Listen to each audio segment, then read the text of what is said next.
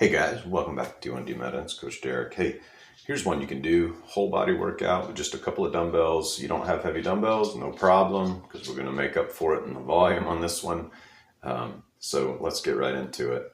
First thing you're going to do, and by the way, you're definitely going to want to warm up before you tackle this. So spend some time getting those shoulders warm and ready for work, because we're going to be doing a lot of press motion. Starting off with a fly from the floor here. So notice I'm not letting my elbows go too far out. I don't want to flare them out like chicken wings. And we're going to do 20 reps of that, somewhere in that range. You may fatigue a little bit sooner, that's fine. If you find like 12 to 15 is where you're at, then that's what you do. Key to this is we're going to take short rests in between these first 3 exercises. Then we're going to rest a little bit and then we're going to repeat it. So next thing I'm going to do is go right into floor press.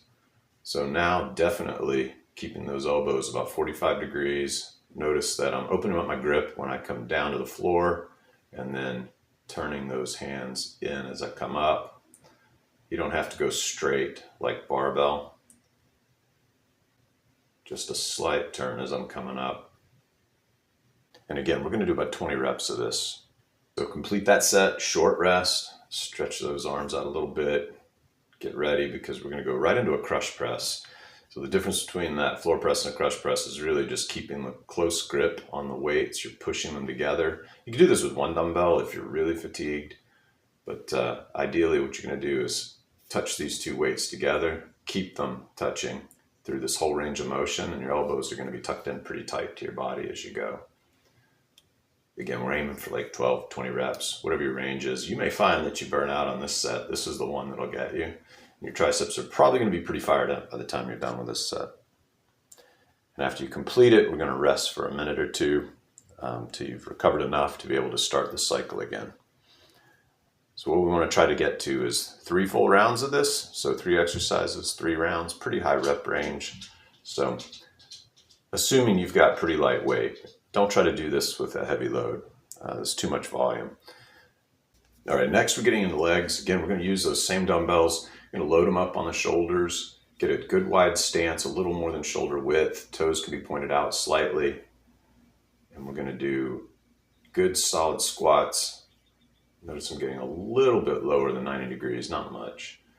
Key here, keep your knees out, so knees over your feet. If you get fatigued, you may be tempted to let those knees creep in. Try and engage those quads to help cheat. Really think about that. Also, think about not leaning forward. We want to keep that weight really between our knees and hips. Don't want to lean forward as we're going down. It'll pull your lower back a lot. So I'm making a point of keep my chest proud and my head up, looking forward.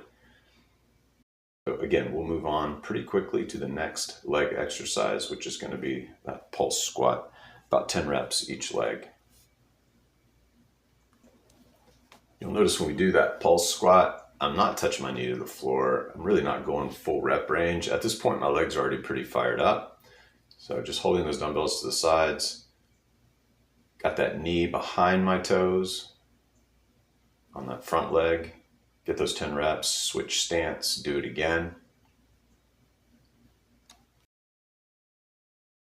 Once I complete those 10 each side, I'm going to go into 10 jump squats just as a finisher. By now, your legs are pretty fired up. And this is going to be a whole lot harder than it looks. So rest after this. You're going to need to recover, shake it out, walk around a little bit, and then do it again. We did this 3 rounds. All 3 of these exercises for 3 rounds. Legs were torched. Now we're moving on to core. So 1 dumbbell, hold that overhead, legs 90 degrees. We're going to march as we raise that weight toward the top of our head and then bring it back towards our knees. So you can see hands go back, leg goes out. So just remember out and in. So out together, in together. Notice I'm just touching that heel lightly to the floor and then bringing that leg back up. I'm going to go 20 total reps. You may find that this is pretty challenging with weight and you might need to start without. If you haven't done a lot of core work, this adds up really fast. Once we knock these out, we're going to go right into our second core exercise.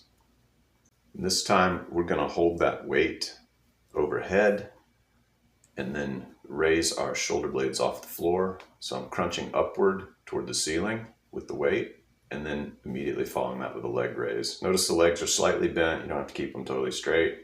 They are heels to the floor. So I'm not trying to keep my heels elevated as I do that raise. It's actually probably impossible to do because you're going to need to push off the floor a little bit with your heels to raise your shoulder blades up. 20 reps of this may be really hard. If you find that you get to about 10 and need to stop, then do it. Take a rest afterwards and then repeat this once or twice more, and that's your core. Hey, thanks for watching, guys. If you like these videos, just hit like and subscribe. Helps me out a ton. I appreciate it.